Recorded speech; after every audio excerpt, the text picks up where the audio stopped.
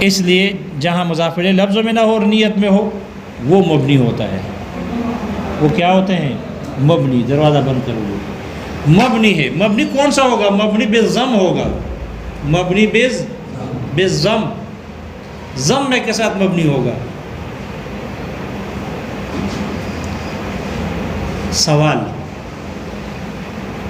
سوال یہ ہے کہ قبل اور بعد یہ تو اسم ہے، اور اسم میں اصل معرب ہونا ہے، مبنی نہیں. تو پھر یہ اصل پر عمل کرتے ہوئے مبنی کیوں ہے؟ سوال سمجھ میں آ گیا؟ اگر مبنی ہی بنانا ہے تو مبنی میں تو اصل سکون ہے. اگر مبنی ہی بنانا ہے تو مبنی میں اصل سکون ہے، تو یہ مبنی بالحرکت کیوں ہے؟ دو سوال ہو گئے. اور اگر مبنی بالحرکت ہی کرنی ہے تو پھر مبنی بالحرکت اگر دینا ہے تو پھر دوسری حرکت ضمہ کے ساتھ حرکت کیوں دے دی؟ ضمے کے ساتھ حرکت کیوں دے دی؟ اخف الحرکات میں سے فتح ہے، کیونکہ سکون کے قریب قریب فتح ہے، وہ اخف الحرکات ہے. پھر کسرہ اس سے تھوڑا سا باری ہے، اور ضمہ تو سب سے باری حرکت ہے. تو اگر سکون نہیں دینا تھا، حرکت ہی دینی تھی، تو سکون کے قریب قریب حرکت فتح کی ہے، اخف الحرکات ہے، تو پھر اس کو فتح دینا چاہیے تھا، نہ کہ ضمہ. حالانکہ ضمہ دیا گیا. 3 سوال ہو گئے. قبل اور بعد یہ اسم ہے، اور اسم میں اصل کیا ہے؟ معرب ہونا. یہ مبنی کیوں ہے جبکہ اس کی اصل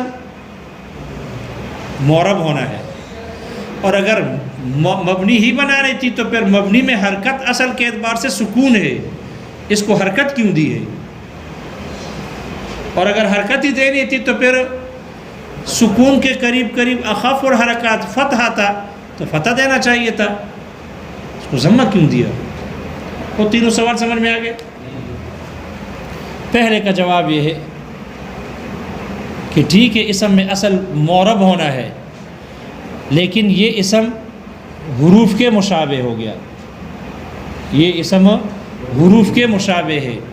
جیسے حرف اپنا معنی بتانے میں مستقل نہیں ہے بلکہ کسی دوسرے اسم یا کسی فعل کے ملانے کا محتاج ہے اپنا معنی بتانے میں، اسی طرح یہ اسما بھی، قبل اور بعد بھی، یہ بھی لازم الاضافت ہے، اس کے لیے مضاف الیہ لازم ہے.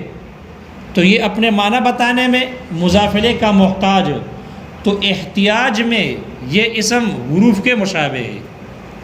احتیاج میں یہ اسم حروف کے مشابہ ہو گیا.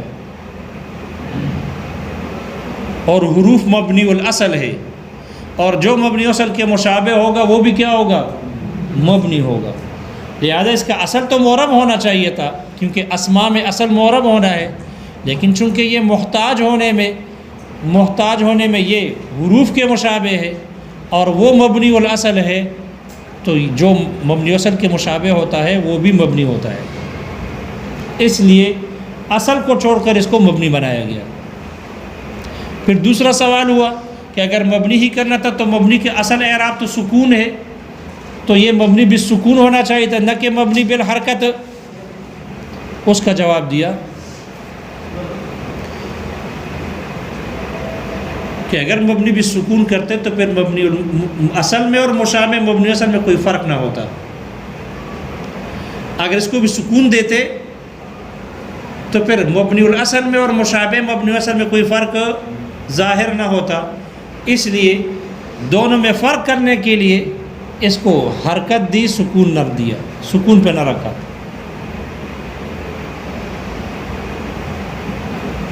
یہ ایک جواب. دوسرا جواب یہ ہے کہ سکون یہ مبنی الاصل میں اصل ہے، لیکن جو مشابہ مبنی اصل ہو اس میں سکون اصل نہیں ہے. جو مشابہ مبنی الاصل ہو اس میں سکون اصل نہیں ہے. اس کو مبنی بالعارض کہتے ہیں. ایک مبنی الاصل اور ایک مبنی بالعارض، جو کسی عارض کی وجہ سے مبنی بنا ہو، اصل کے اعتبار سے نہ ہو. لہذا سکون مبنی الاصل میں اصل ہے، جو مبنی الاصل نہ ہو اس میں سکون اصل نہیں ہے، اس لیے اس کو حرکت دے دی۔ اور دونوں جواب سمجھ میں آ گئے؟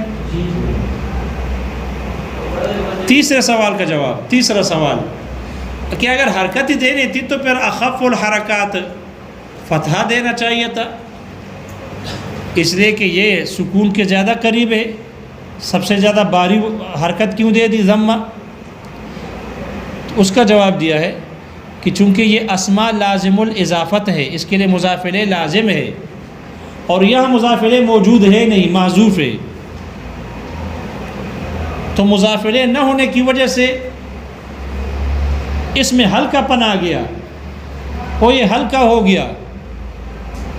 اگر ہم اس کو حرکت بھی ہلکا والا دیتے تو یہ ہلکا ہی رہتا، اس لیے اس کو ہم نے حرکت وہ دے دی جو سب سے باری ہے، تاکہ یہ ہلکا نہ رہے بلکہ باری رہے، اس لیے ہم نے اس کو کیا دے دیا؟ ضمہ دے دیا۔ وہ یہ کس سے کہانیاں لطیفے سمجھ میں آ رہے ہیں؟ اس لیے مبنی بھی ضمہ دے دیجیے۔ بعدو سمجھ میں آ گیا؟ بعدو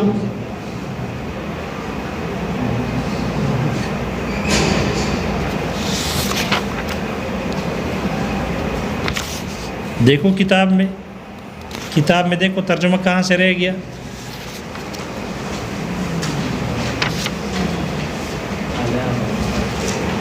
وعلی آلہ سے ہے،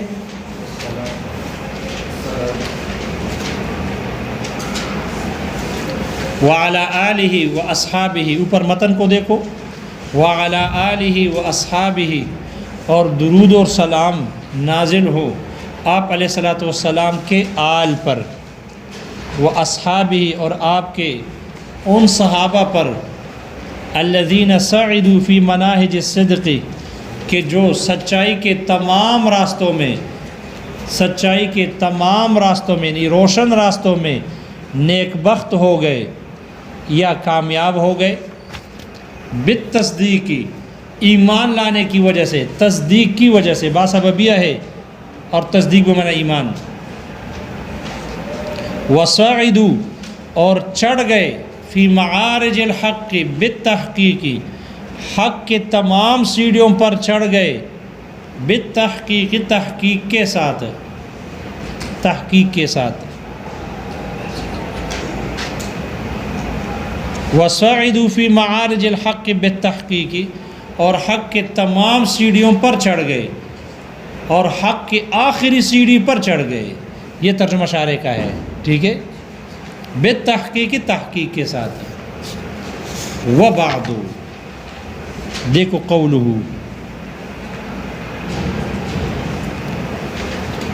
وعلی آلہ، شارح کہتے ہیں اصلہ اہل، نظر آ گیا؟ اور نظر آ گیا؟ وعلی آلہ کے نیچے شرح دیکھو، علامہ یزدی دیکھو، شیعہ دیکھو، اللہ کے بندو، قولہ وعلی آلہ نظر نہیں آیا؟ قولہ وعلی آلہ، اس کے نیچے جو ہے اصلہ اہل، شارح کہتے ہیں آل کی اصل اہل ہے، بدلیل اوہیل، اوہیل کی دلیل کی وجہ سے تصغیر ہے۔ پھر آگے کہہ رہے خص استعمالہ فی الاشراف، اس آل کے استعمال کو خاص کیا گیا اشراف میں، کس کے ساتھ خاص کیا گیا؟ اشراف میں خاص کیا گیا۔ نظر آ گیا آپ کو؟ اس کو نظر نہیں آیا؟ اس کو خدا کے واسطے دکھاؤ، ہم کہاں چل رہے ہیں، ایسے نہ ہو کہ ہم ختم کریں اور یہ ڈھونڈتا رہے۔ وعلی آلہ کے نیچے قولہ نظر نہیں آیا اس کو؟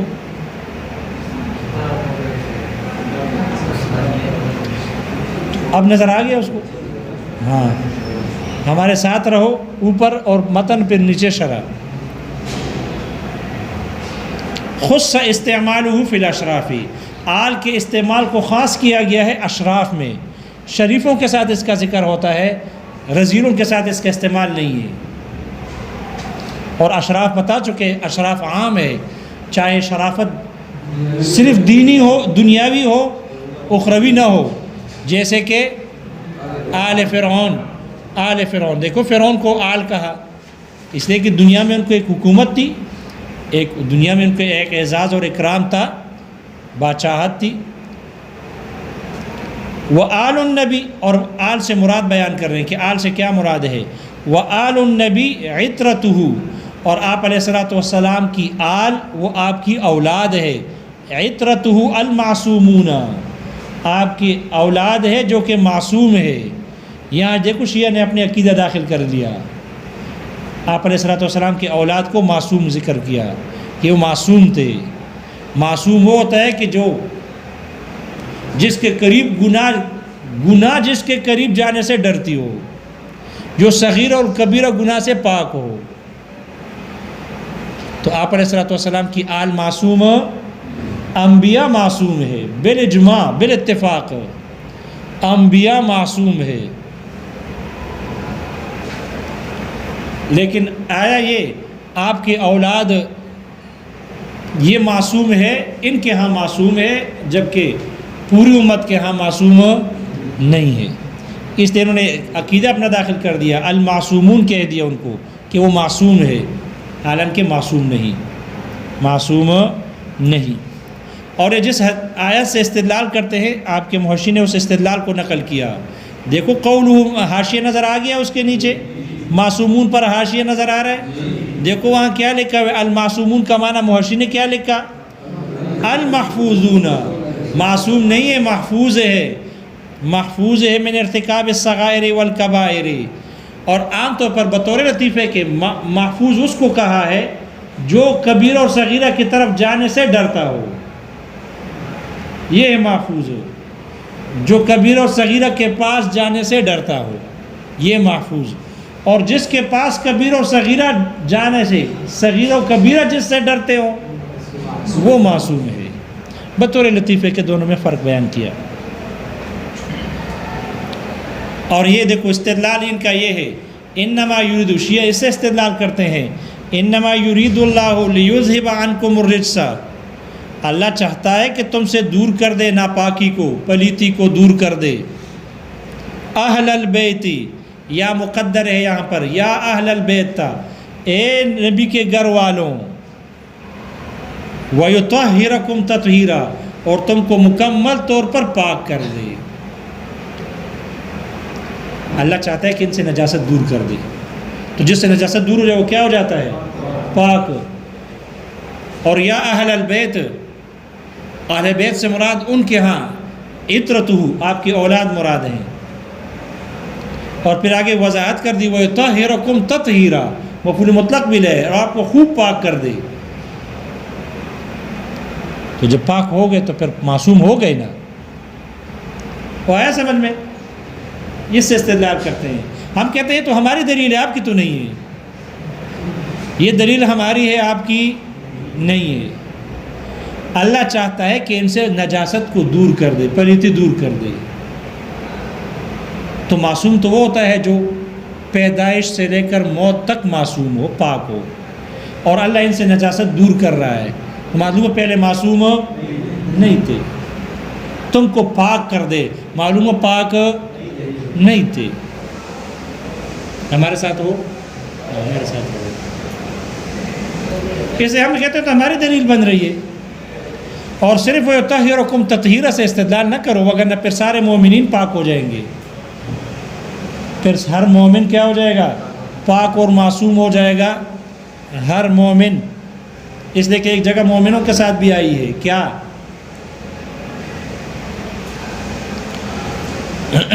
ایک اور جگہ ہے قرآن میں کہیں ہوگا، رمضان آئے گا تو پتہ چلے گا.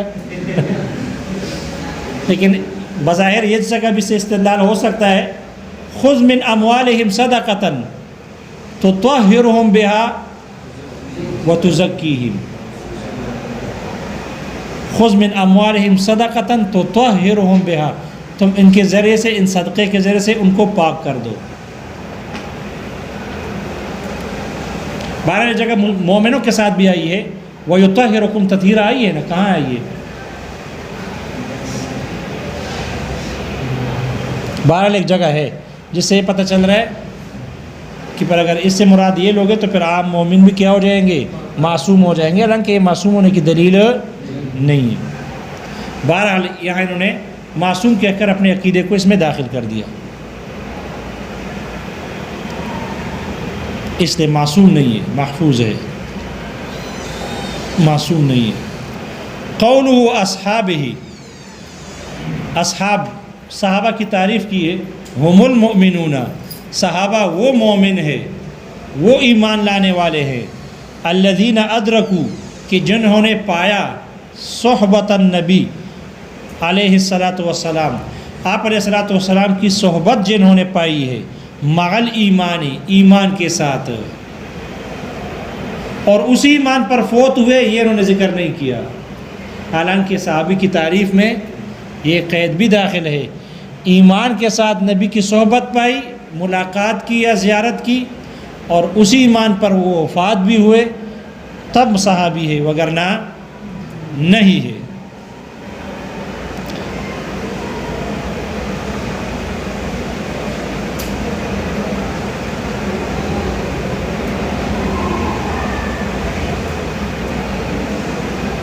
معاشی نے بھی نقل کیا ہے۔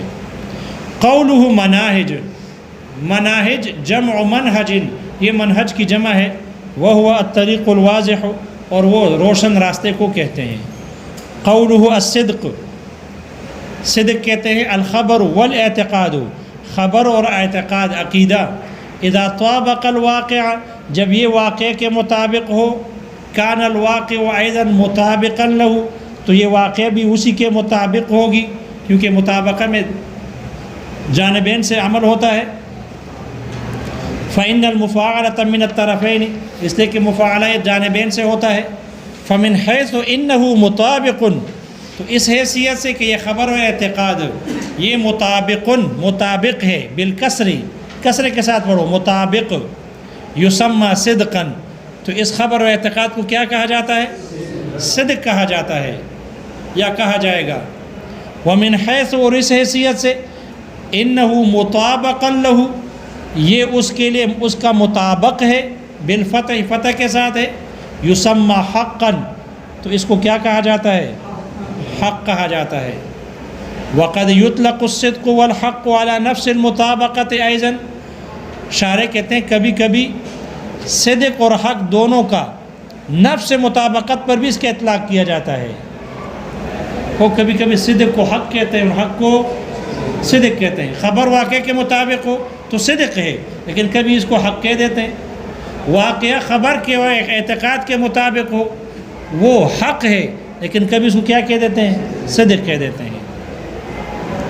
قولہ بالتصدیق متعلق بقولہ سعید، شارح کہتے ہیں ماتن نے جو بالتصدیق جار مجرور ذکر کیے، ظرف، یہ ظرف جو ہے یہ ظرف لغو ہے، متعلق ہے سعیدو کے، اے بسبب التصدیق والایمان، معلومہ سبب لے آئے، یہ باسببیہ ہے، تصدیق اور ایمان کی وجہ سے۔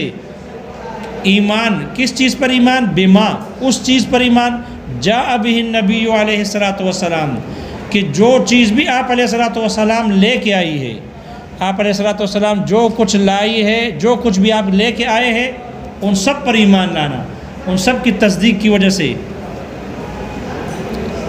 وَصَعِدُوا فِي مَعَارِجِ الْحَقِّ، یعنی دیکھو سعیدو کا ترجمہ شاعر نے کیا، یعنی بلغوا اقصى مراتب الحق، یعنی یہ حضرات حق کے تمام درجات، تمام مراتب حق کے آخری، اقصى آخری درجے تک پہنچ گئے۔ یہ ترجمہ کیوں کیا؟ شارح وجہ بیان کر رہے ہیں۔ فإن الصعود على جميع مراتبه، اس لیے کہ حق کے تمام درجات پر چڑھنا، یستلزم ذالک، یہ اس کو لازم کر دیتی ہے، آخری سیڑھی پر چڑھنے کو بھی لازم کرتی ہے، تو یہ ملزوم بول کر لازم مراد ہے۔ قولہ بالتحقیق، ظرف لغو، یہ ظرف لغو ہے، متعلق بسعیدو، یہ سعیدو کے متعلق ہے، کما مر، جیسے گزر گیا، جیسے بالتصدیق میں گزر گیا وہ متعلق تھا، یہ بھی متعلق ہے۔ دوسرا احتمال، او مستقر، ظرف لغو، ظرف لغو، ظرف لغو نہیں، ظرف لغو او مستقر، یا یہ ظرف مستقر ہے، خبر لمبتدا محذوف، یہ ایک محذوف مبتدا کی خبر ہے اور مبتدا نکال دی، اے ھذا الحکم متلبس، یہ حکم ملا ہوا ہے صحابہ کا حق کے آخری سیڑھی تک پہنچنے کا جو تحقیق کے ساتھ ہے، یہ ملا ہوا ہے بالتحقیقی، متلبس منا ملا ہوا ہے بالتحقیقی، تحقیق کے ساتھ، اے متحقق، یعنی یہ ثابت شدہ ہے، صرف تحقیق میں نہیں ہے کہ تحقیق میں ہے بلکہ ثابت شدہ ہے۔ وبعد،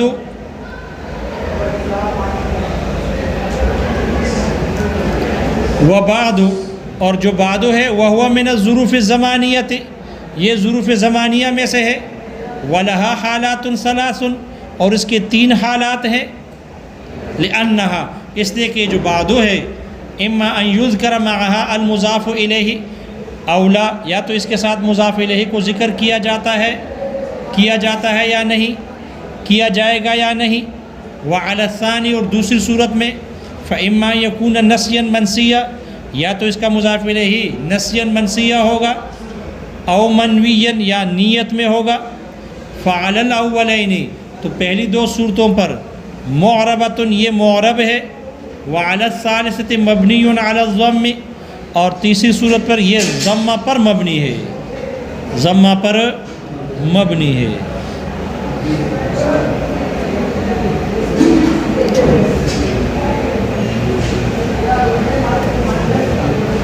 یہ دیکھو حاشیہ، حاشیہ دیکھو، حاشیہ مستقر کے اوپر حاشیہ نظر آ گیا، مستقر کے اوپر حاشیہ نظر آ گیا، اس کو دکھاؤ طلحہ کو۔ شارح کہتے ہیں وہو المشہور، اور یہ مشہور ہے، ما یکون متعلقہ مقدرا، جس کا متعلق مقدر ہو، عاماً اور عام ہو، یعم جمیع الافعال، تمام افعال کو عام ہو، کالکون والحصول والثبوت والوجود والتلبس ایضا منہا، اور تلبس بھی انہی میں سے ہے، یہ 4 افعال عامہ ہے اور تلبس بھی اسی میں ہے، افعال عامہ 5 ہو گئے۔ او افعال عامہ 4 است عند ارباب العقول، افعال عامہ 4 است عند ارباب العقول، افعال عامہ 4 ہے ارباب العقول کے ہاں، کون است، کون است، ثبوت است، وجود است، وحصول، یہ 4 ہے۔ کون، کائن، وہ جب ہم جار مجرور کے متعلق نکالتے ہیں تو کائن، یا ثابت، یا حاصل، یا موجود، یہ افعال عامہ کہلاتے ہیں۔ یہ جار مجرور جو ظرف بنتا ہے تو اس کے لیے جب محذوف نکالتے ہیں یہ افعال عامہ ہے 4۔ شارح کہتے ہیں تلبس بھی اسی میں سے ہے، اس لیے اوپر شارح نے تلبس نکال دیا۔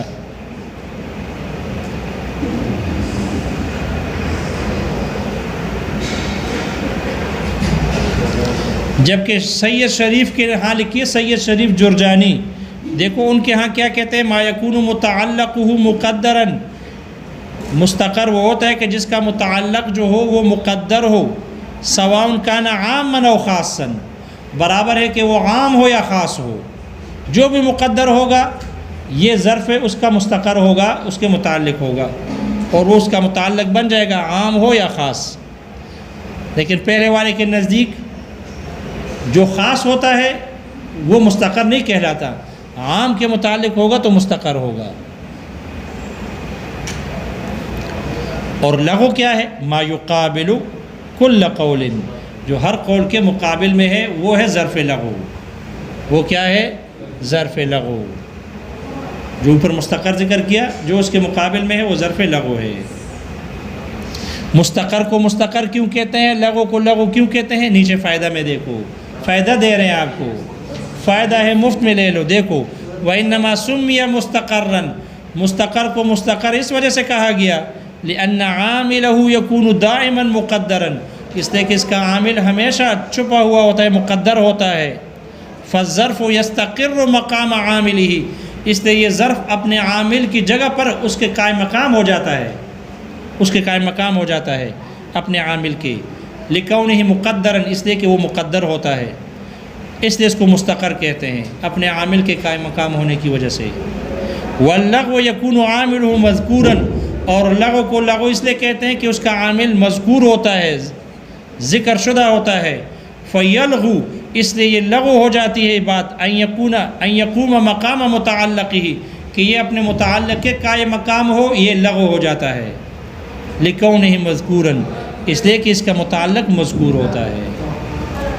جاوے مفت ہے، اس لیے قدر نہیں ہے۔